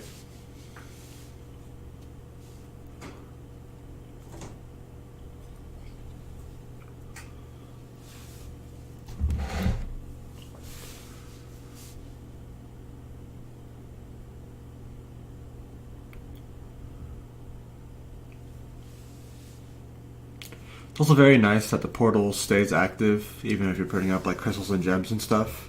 It disappears right after that. So it just kind of makes it convenient for us to body slam and be able to re-enter quickly. Once again, it's definitely not an intended mechanic that the developers put in, but a very appreciated one. So basically, we're just trying to get to the yellow gem platform as fast as possible here. Just do a bunch of Mach Tornadoes. We can go to the left of this lava pit.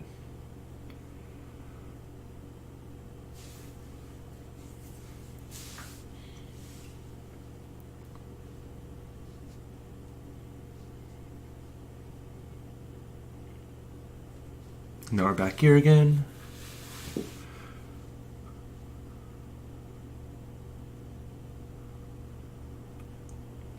I'm just going to let the rest of this play out until we get to the next important part. So I jump over all this because we don't need to break it again. Oh, that kind of sucked.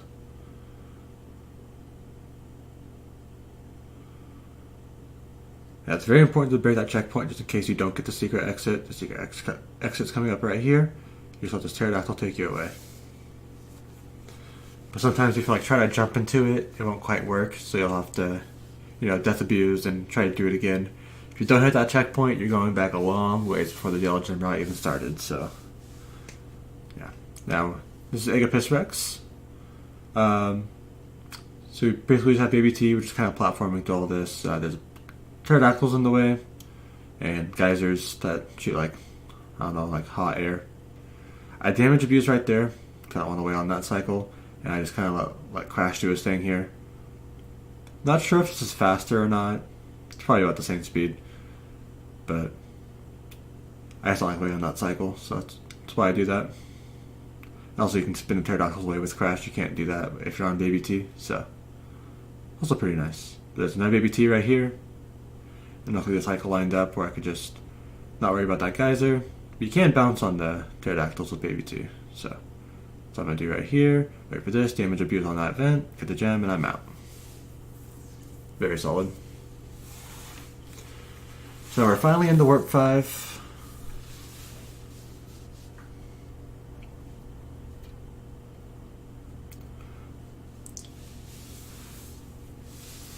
I'm going to start with Bug Light.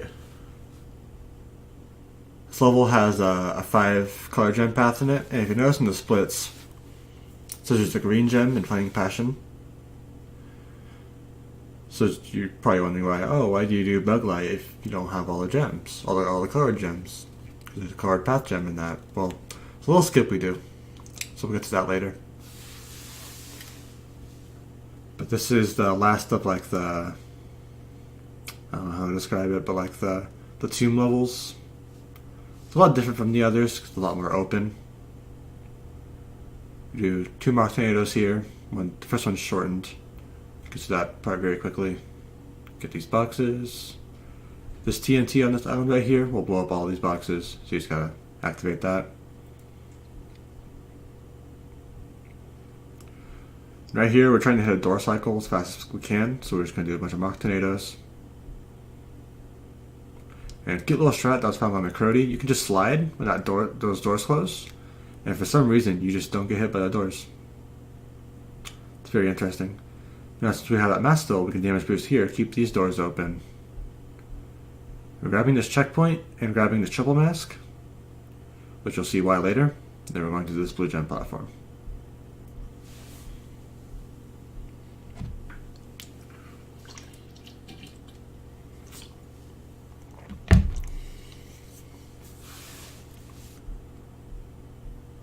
And the reason we get that triple mask is so we can make that door cycle right there. It's very important.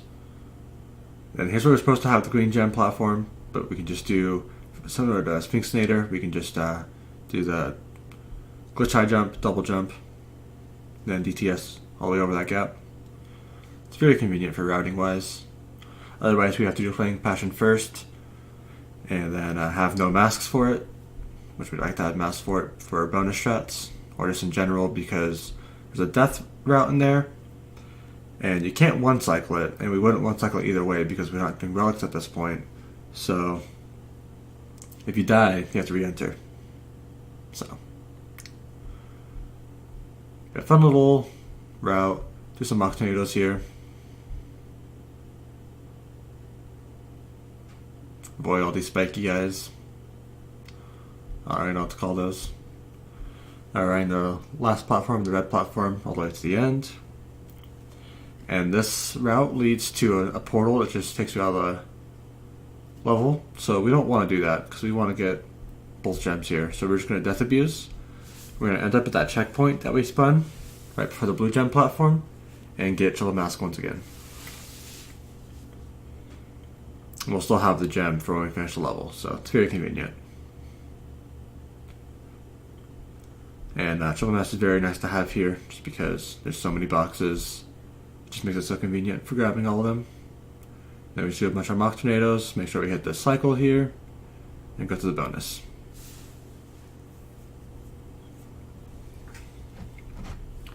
It's an interesting bonus. Like this whole level, you know, you have to have like the fairies with you to be able to see, otherwise it's dark out. The switches that don't actually like have any boxes that they activate, but it's just like pass basically. You just buy some here, get all those boxes out of the way. Get into this nitro. You actually don't have to crawl under them, you can just walk under them. They won't hit you. And that's the bonus.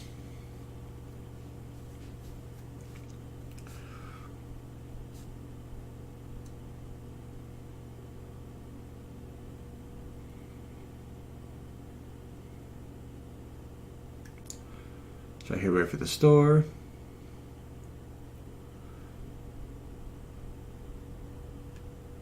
Dress the boxes with some Mach Tornadoes. Get the stinks out of the way. do a kind of risky mock tornado through all these nitros, nitro switch, gem, and portal.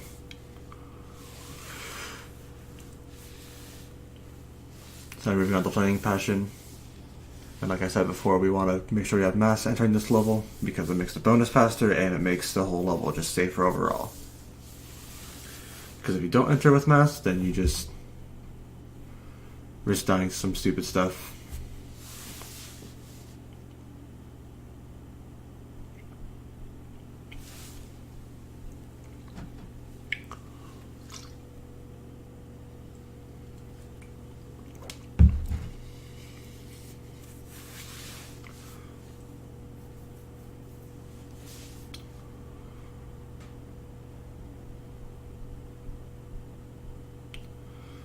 Flaming Passion is the last Arabian level. Pretty similar to High Time, as it's dark and there's a lot of climbing in it. So you can just jump over this guy with the sword. We're trying to go very fast throughout this part to hit a carpet cycle and a flame cycle. So you hit these two carpets here. We do a mock tornado right here. I actually almost died here, but that's kind of funny. The flame actually saved me there. Then I accidentally spin out TNT. So I actually lost both my mass right away. So I have to do the bonus very slow later on, but as long as I don't die before the death platform, we're fine. Those two trampolines, get those boxes. We have to snipe this box with the fruit bazooka, because after the death route, it takes us a little bit past that, so it's just faster to get that out of the way now. Stuff out's pretty simple. It's just a bunch of guys throwing these little like boomerangs or swords, whatever they are. A bunch of these guys that put down like the fire pits. That's basically all it is. I just CTS through all this to avoid everything because I don't want to get hit. Then mouse little guy that throws a sword, green gem, and we're back on to the main level. It's pretty simple. I want to go through that and maybe see if I can do like a couple mock tornadoes or like just optimize it a little bit more with some more precise jumps, but I'm pretty satisfied with those strats. So I jump over this guy. Got some good cycles here. Don't have to worry about those sword guys too much. Now we're at the bonus. So most levels there's a nitro switch. Well, there's no nitro switch in this level, so we have to blow up the nitros with the fruit bazooka that we recently got from Engine. And the fruit bazooka is pretty slow. Like you can't be moving and pull it out. Like as you can see right there, I had to like go through my whole landing animation just to pull out the fruit bazooka. And it's kind of slow to move it around to where you want to go. I actually died there. I think I just messed up my death tornado spin, which is unfortunate, but not a huge deal. Basically what you're supposed to do is just do a glitch high jump into an immediate death tornado spin, and it gets those 6 boxes out of the way pretty quickly, but obviously didn't work as planned.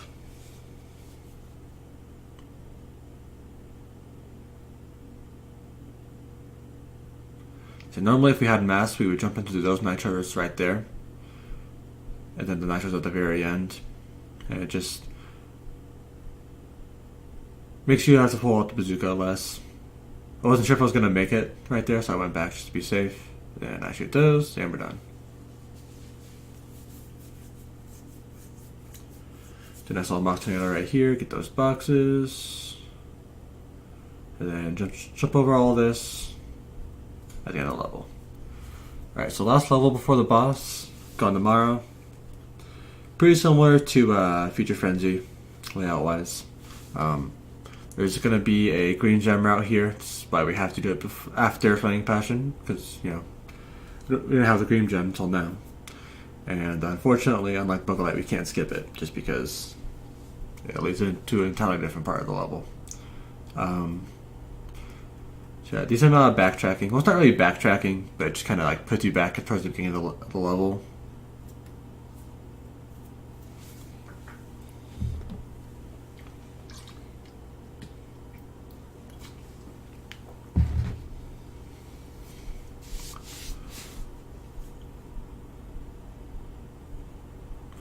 So we start here. If you do your slide spins perfectly, you're gonna hit that cycle nicely. Mach Tornado, get those boxes. I was a little sloppy there, but you actually do a Mach Tornado around that guy, but since you have to break these boxes anyways, there's not a real point to do one around that guy, jump around this guy. Normally you'd wait for those robots to shoot like 3 missiles, and then they can become vulnerable, and you can hit them, or you can just spin them. I actually missed all those shots to get that switch up there. So you want to shoot the switch up here, because it gets those 4 boxes. So it's just faster to do that, and then so you don't have to come back and spin them. We're leaving a lot of boxes here, but like I said, we're going to come back to this part of the level later, so it doesn't really matter what you do. There's like slightly faster strats, like I think you can shoot one of those switches and then get the boxes or something, and then get the other switch for later, but it doesn't matter too much what you do there.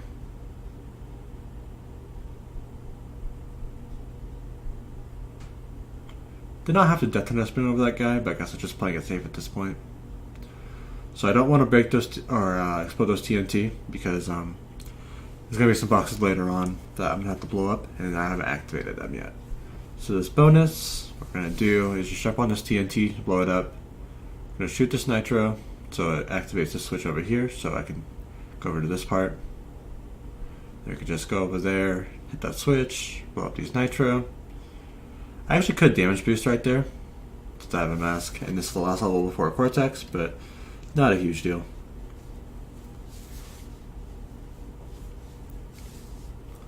And since this level is kind of like so spread out, there's a lot of different strats here. You could save the bonus for on the way back. Most people do that just because the bonus also acts as a checkpoint. So you can hit that checkpoint, go to the green gem route, and then do the bonus on the way back, and that saves up to that point, just in case you die, which I probably should do, but I just didn't do it here. Apparently I cannot jump on TNT. Nice meme. The gym route's not too hard, just a bunch of lasers, a bunch of robots, a bunch of these, I don't really know what to call them, like the oval swirling robots that have like a force field around them every once in a while.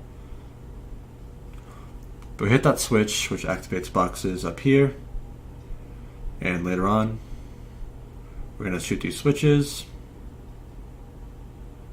activate those boxes,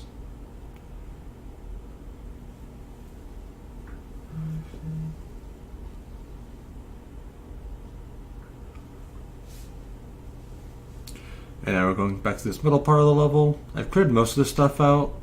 You generally want to try and clear like pretty much all of it out, so you can just do a bunch of Mach Tornadoes. I tried to get up there, but I wasn't able to. It's kind of a hard Mach Tornado to pull off. You have to hold your jump for a while. So now I activate those TNTs, so all those boxes are going to explode. Do Mach Tornado here because I know I cleared out that guy. Jump on this box, and enter the last part of this level.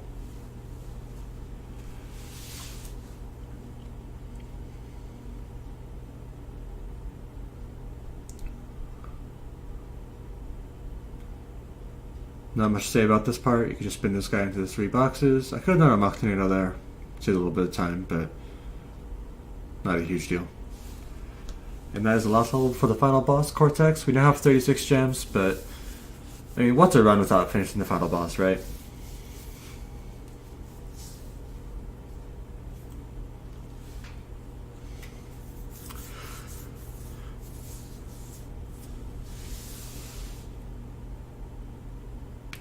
So unfortunately, yeah, I probably should have damage boosted in that bonus, just because in the Cortex fight, which we'll see in just a moment,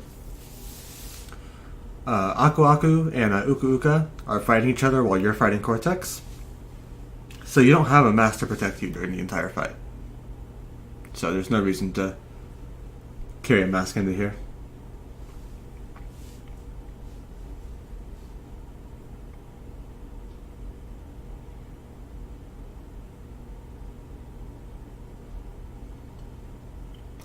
So there's a lot of different ways you can manipulate this boss. This first phase, these 2 masters are going to go around with their laser, You just gotta make sure not to hit the laser. So I just do a bunch of glitch high jumps. Then Cortex is also just gonna shoot orbs. So I try to manipulate like good spots for him to shoot the orb so I can avoid the orb and the laser at the same time and just go across it when I need to. Then after 3 orbs he throws bombs. These bombs are RNG. This is very bad RNG, by the way. I want these bombs to be like as far away from Cortex as possible. But you put like 3 close to him, side the way a little bit. And then you spin Cortex once his force field's down. Spin into the hole and that damages him. On the second phase here, these 2 masters kind of spin in like a vortex. And they have a set path, so I can stay to the right here. And then just focus on Cortex, avoiding his orbs. And they just kind of go around, back to the middle. Then over to the right. And now he's about to throw his bombs.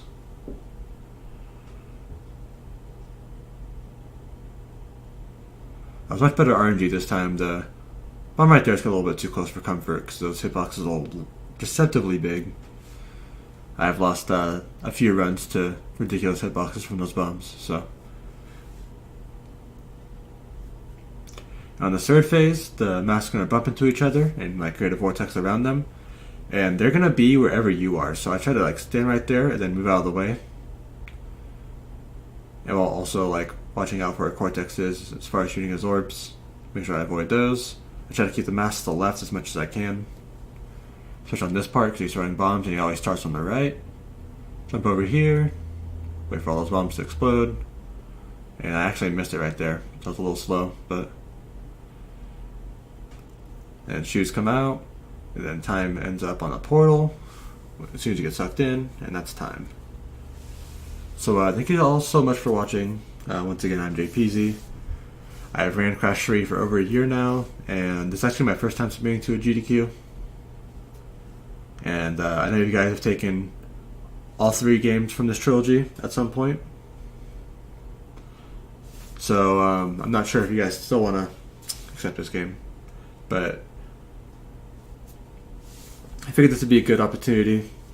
It'd be a fun race to have. It would be action-packed, a lot of memes, it's just a lot of fun. Like I said earlier, it's a very fun race. So yeah, I'm submitting this as a race with Blunts Moses. And yeah, that's all I gotta say. Thank you all for watching again. See ya.